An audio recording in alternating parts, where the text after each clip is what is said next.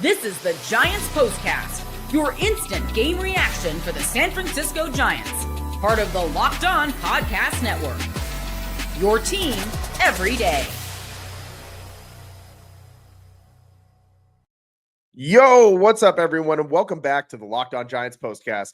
I'm your host, Eric Triple E Engel. You may know me as the former producer for the Murph and Mac Morning Show on KMBR, or maybe from some of these other Locked On Sports Network postcasts. We also do the Locked On Warriors postcast and the Locked On 49ers. But today, the Giants offense was completely shut down as they fell 2-0 to the Los Angeles Angels. And the lackluster outing was a massive, massive letdown, especially because another Logan Webb gem was wasted yet again. He gave up just 2 runs and tied his career high in strikeouts with 12, but he got caned, man, and the Giants got to find a way to get this guy some damn run support. The Giants offense mustered just 4 hits tonight in the brutal loss. We'll break it all down, but first, I want to thank all of you for watching us on the Locked On Giants YouTube channel. Please, if you aren't already subscribed, hit that subscribe button right now. Thanks also for listening on the Locked On Giants podcast feed, and make sure to check out the Locked On Giants Daily Show for more in-depth coverage. My guy, Ben Kaspick, always doing a great job. This is frustrating. I absolutely hate the Los Angeles Angels. Not as much as that other team from that same city, but it's not even the same city. The Angels are from Anaheim. First of all, let me talk about their name. Whack. Second of all, that stadium with the stupid water feature out in the middle of center field, whack. Their stadium or their uniforms, whack. Everything about this team, whack. I absolutely hate the Los Angeles Angels, man. It is so frustrating to watch the Giants go into that stadium, which just has this weird voodoo magic about it. And I mean, a Matt Chapman error to compound the second inning damage. Like what kind of curse does this stadium have on the San Francisco Giants? I absolutely despise watching the Giants lose games there. And I mean, in this one, Kruko was dying along with the rest of us listening to Kipe talk about Scott Spezio and the Rally Monkey, and the broadcast started showing the Rally Monkey on TV. Oh my God, I wanted to rip my hair out just watching this damn game. It was unbelievably frustrating. The Giants could not get anybody on base. They had 7 base runners today, left all 7 of them on base. Of those 7 base runners, only 2 got into scoring position. Very, very, very frustrating day from the Giants. And by the way, one of those runners in scoring position was in that first inning. Giants had an opportunity with Wilmer Flores up at the plate, hit a line drive, but right at Joe Adell. By the way, Joe Adell, 9 putouts today. The Giants were just finding him with that ball out there in center field like he had a magnet in his glove or something. It was just very, very, very frustrating, man. And we know that Logan Webb can get touched up early on in games. Usually it's one of the first 2 innings. Usually it's going to be the first inning if it's anything. But that second inning, man, let's walk through it. So it was the only real action that any offense had tonight in this game at all. Started out with a Jorge Soler strikeout. We're all familiar with him and his strikeouts. Thankfully, he's in another uniform doing the same thing that he did with the Giants last year. And then Logan O'Hoppe strikes out swinging. So you got 2 down, 2 quick strikeouts for Logan Webb, but then a double, and then another double drives in a run, and then an error on a ball that just squeaked under Matt Chapman's glove. And Willie Adames was right there. It was a ball that was kind of like in that gray area of if the third baseman should take it or if he should let it go for the shortstop. And if it's any other third baseman besides Matt Chapman, I would be angry that the third baseman even tried to make the play. But it's Matt Chapman. You got to give him that grace, that leeway. He doesn't make errors too often, and usually he's making that play. So, again, just weird voodoo magic out there in Anaheim, not Los Angeles, where the Angels play.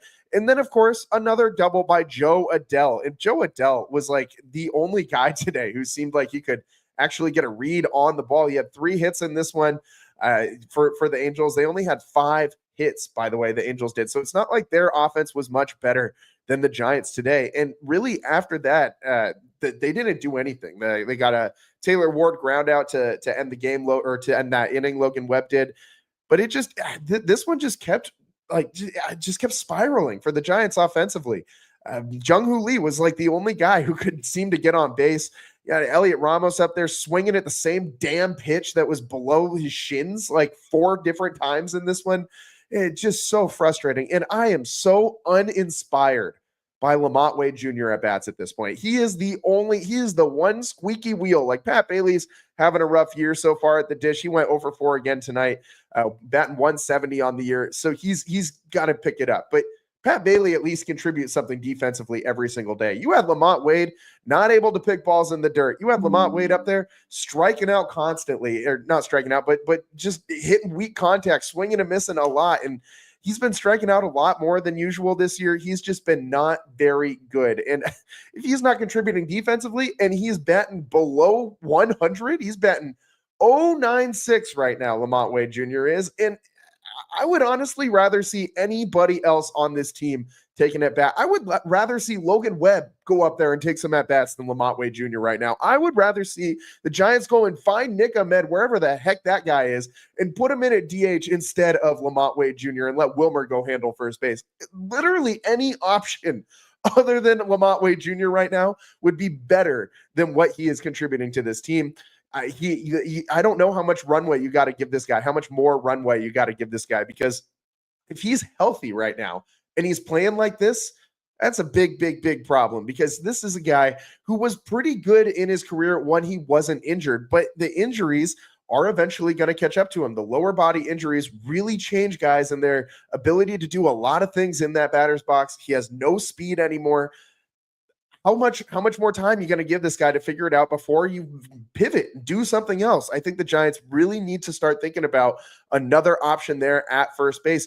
Casey Schmidt, a great choice. He has been, just absolutely mashing the ball lately, although his hits haven't really reflected that, but the ball has just been jumping off his bat. It was almost every game that he played in on this road trip so far. This guy has hit a ball like 100 plus miles an hour or multiple in every single game that he's played in. So I would really like to see more Casey Schmidt at bats. I would really like to see Lamont Wade sit his butt down on the bench and stop taking at bats away from some of these other guys who could possibly contribute to the team. He was moved all the way down to 9th in the order today, and justifiably so, because he's batting below 100. You got to bat your weight at the very least, and this guy is absolutely not doing that right now. So the Giants, just a very, very, very, very frustrating loss.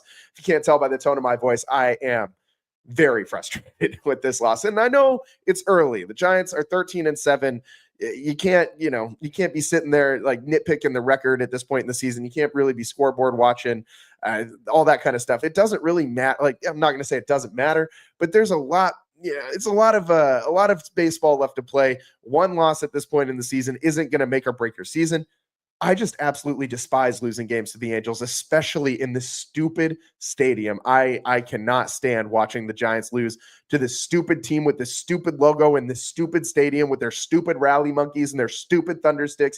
Everything about them, stupid. I absolutely despise watching the Angels win games against the Giants in this stadium. So, and it makes it even worse when Logan Webb pitches the way he did, and it is absolutely wasted. So we got to talk about Logan Webb's day on the other side. He had a phenomenal outing. He tied his career high in strikeouts, only gave up those 2 runs, and it was compounded by the error in the inning.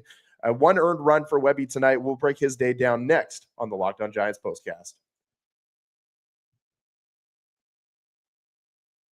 Today's show is sponsored by Upwork. Scaling your business requires the right expertise at the right time. With Upwork, you can find specialized freelancers in marketing, development, design, and more. Experts ready to help you take your business to the next level.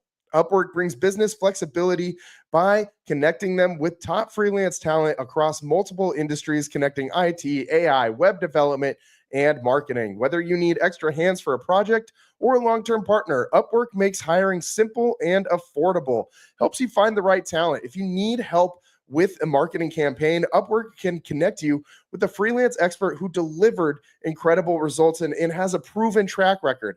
They have fast and easy hiring. Posting a job is free and simple, and within a day, multiple qualified candidates will be there for you to choose from. And they have very, very, very cost-effective growth. Instead of hiring full-time, Upwork helps find affordable, top-tier freelancers to help scale your business effectively and efficiently. Visit Upwork.com right now to post your job for free. That's UPWORK.com. Upwork.com to connect with top talent and grow your business today. And today's show is also sponsored by Supply House. Get the supplies you need from the site that's made for the skilled trades. Supply House, whether you're in plumbing, HVAC, or electrical work, Supply House is the reliable way to order products online. Their easy-to-use website is jam-packed with helpful resources and the latest product info to help you get the job done right. Plus, with a complete inventory of over 200,000 parts from 400 plus top brands, you'll find exactly what you need delivered fast from coast to coast. Need help with an order? Supply House offers expert support and industry-leading service, so you'll always talk to a real person. And for trade pros looking for an extra edge, their free Trade Master program offers exclusive perks like a dedicated phone line, free shipping, and discounts on every order. Thousands of skilled professionals are already taking advantage, and now it's your turn. Join the Trade Master program today at supplyhouse.com/TM and start ordering plumbing, HVAC, and electrical supplies with just a few clicks. Plus, use promo code S-H-5, SH5 for 5% off your first order. That's supplyhouse.com.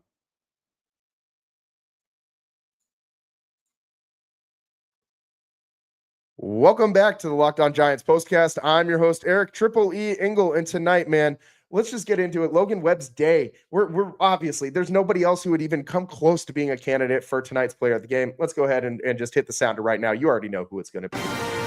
This is the Locked On Player of the Game. And your Locked On player of the game is Logan Webb. Of course it's going to be Logan Webb. This dude was the only guy who tried to contribute to a Giants win tonight. He had 6 innings of work out there that, I mean, he was already up over 40 pitches by the time he got out of the second inning. I would have liked to see Webb be able to go longer, but there was no way with the pitch count that he could have. 6 innings of work, 4 hits, only gave up 1 earned run, but 2 runs scored while he was on the bump because of that Matt Chapman error at third base. No walks for Logan Webb. 0 free passes issued, not just by him, but by any Giants pitcher today. So the Giants pitching staff really did a great job today. The bullpen did as well. But 12 strikeouts for Webby, man, ties a career high. That ERA down now to 2.4 for the season. And Webb was dealing, man. Like he was absolutely dealing today. 105 pitches. He mixed them up really well. He had 38 sinkers, 30 sweepers, 27 changeups. He used the cutter 7 times and threw 3 4-seam fastballs as well. Topped out at 94 today with the velo. So, I mean, Webby was really doing a great job up there on the mound. And just it's really frustrating that the Giants couldn't get it done. He actually threw more pitches outside of the strike zone than he did in the strike zone, but a lot of his misses were very, very close misses or pitches that started in the strike zone and tailed out. He got a lot of swings and misses today. Logan Webb was doing a lot of work, man. 33% whiff rate. That's higher than usual. And the changeup specifically was nasty for Logan Webb. The Angels swung at 14 of his changeups, of his 27 changeups, and he got 11 whiffs. That's a 79% whiff rate. That is absolutely bonkers. Logan Webb was dealing today with that changeup. So it's just all for naught because the Giants, Logan Webb gets Matt Cain. You see Matt Cain on the wall right behind me if you're watching on the YouTube channel. And this is nothing new, man. Like, this has been Logan Webb's whole damn career.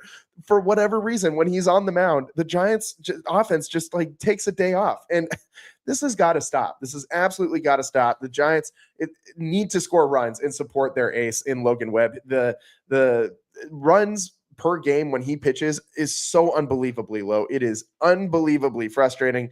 And we've seen this throughout his whole career. Like I said, it is just time for this to change. The Giants got to find a way to get runners on and move them around the bases when Logan Webb is pitching and take advantage of these Logan Webb starts, because you got other guys out there like the Robbie Rays, Justin Verlanders, Jordan Hickses, who have not been pitching particularly well with the starting rotation. You got to capitalize when you have a starting pitcher go out there and hold a team to just 2 runs over 6 innings and give you 12 strikeouts and all of that. You can't just waste that kind of outing. We should also mention Randy Rodriguez, another perfect inning from this guy. Another very, very, very solid performance from him. No walks, no base runners. His ERA for the season for Randy Rodriguez still sitting at 0. So this Giants bullpen looks really good right now. Trevino came in. He gave up a hit, but that was all no runs, no walks, nothing else. And Trevino's actually looked very, very good as well too. Picked up a win out in Philadelphia, one of the Giants' 2 wins. He earned that win because he was the reliever who came in after the starter had to come out before 5 innings. So Giants can't get this one done, and it is very, very, very frustrating. And there's a lot of culprits. I mean, the entire offense basically. But I'm taking a look at the chat, and I still see a lot of people suggesting, Willy Adames and asking what's up with Willy Adames. How come he's not coming around yet? And we know that this guy is a super, super, super streaky hitter.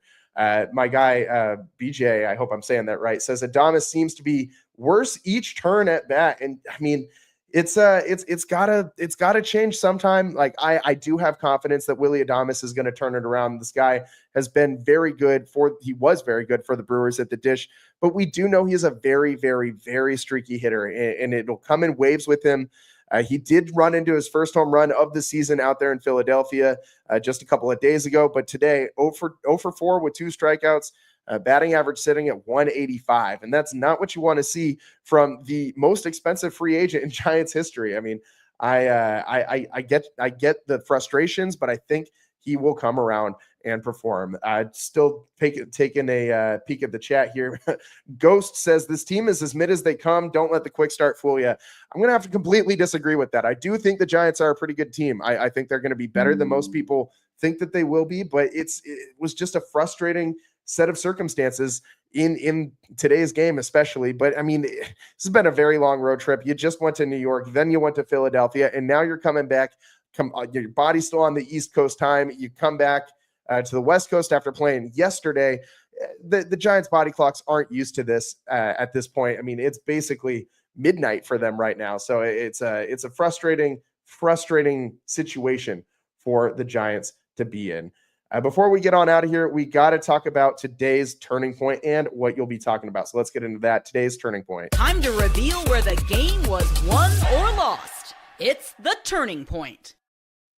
And really that turning point, I think it was, I mean, the second inning is an obvious choice, but I think it was that third inning when the Giants had a chance to do some damage and come back in the top of the third, because we've seen them respond in a lot of these situations where the other team will go out and get a couple runs and the Giants will come back up the next frame and we'll get at least one of those runs back or more.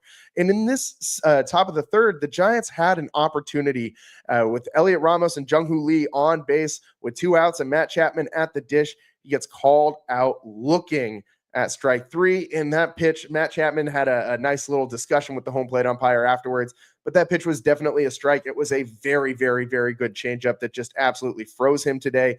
Tyler Anderson, by the way, looked really, really damn good out there on the mound. There was not a lot the Giants could do against that changeup today. He was dealing 42% whiff rate for Anderson on that changeup today. Got 8 swings and misses on the 19 swings the Giants batters took against that changeup.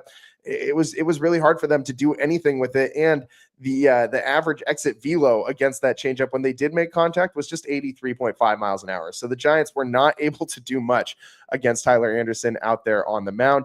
He was really good, and he's been really good this season. Has not lost a game yet this season. His ERA is super low. It's down in the 2s.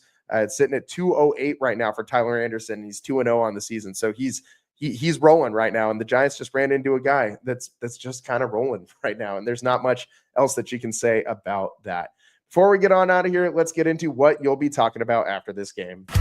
This is what you'll be talking about. And I think that it's a combination of things, really. This offense, what is this offense, man? It's kind of Dr. Jekyll and Mr. Hyde. Some days, like the Giants, this is just the second time that they've been shut out, but sometimes this offense does not perform the way that you think it's going to perform. And some days, they generate 20 plus base runners, and it feels like it's one or the other. It's not really in the middle. The Giants either have a great day at the dish or a terrible day at the dish. And today kind of qualifies as a pretty damn terrible day. They only were able to generate 3 walks, 8 strikeouts. You had more strikeouts than you had base runners in this game. It's never a good situation. And like I said earlier, I think you got to figure out something with Lamont Wade Jr. because this guy is not seeing the baseball well. He's just not looking good, not looking balanced at the plate. I think that the runway for a guy like Willy Adames, just by who he is going to be a little bit longer. And obviously, they're paying him a hell of a lot more money than Lamont Wade Jr. You got to have that guy figure it out. And I have a lot more faith in Willy Adames to figure it out than I do in Lamont Wade Jr. It's about all the time that we got for you guys today here on the Locked On Giants postcast. Very frustrating loss. I saw someone in the chat before I get on out of here. I saw someone in the chat kind of ribbing me. Double down, still upset about 2002. You bet I'm still upset about 2002. I was in 4th grade at the time, and I absolutely remember every single day going to school during that World Series. And there was a kid in my class named Connor. We'll leave out his last name, but he was constantly ribbing me because he's an Angels fan. And this guy never let me hear the end of it. We went to, elementary, junior high, and high school together. Every time that he and I would talk about sports, he would bring that World Series up. So you bet I'm still upset about 2002. We never got Barry Bonds the World Series he deserved. I'm still upset that Russ Ortiz got taken out in Game 5. I remember this like it was yesterday. So yes, I am still upset about 2002. I wish I could burn every single rally monkey that I've ever seen in my life. Just put them in one big burn pile and set it on fire, cover it in kerosene, let it go. That's my feelings on that. It's all the time that we got for you guys today. The Giants still have an opportunity to take this series, but they're going to have to win the next 2 games. Let's hope that they can finish this road trip at least at 500 on this road trip. I think that would be relatively good. Said it on the show last night. If you go 500 on the road and above 500 at home, you're going to end up being a pretty good baseball team by the end of the season. So let's hope the Giants can pull out these last 2 in Anaheim, not Los Angeles, where the Angels play. So, we'll see how that goes the next 2 days. Hopefully you tune into the Locked On Giants postcast tomorrow night when the Giants take on the Angels in Game 2 of this 3-game set. Thanks so much for tuning in. I'm your host, Eric Triple E Engel. We'll see you next time. Peace.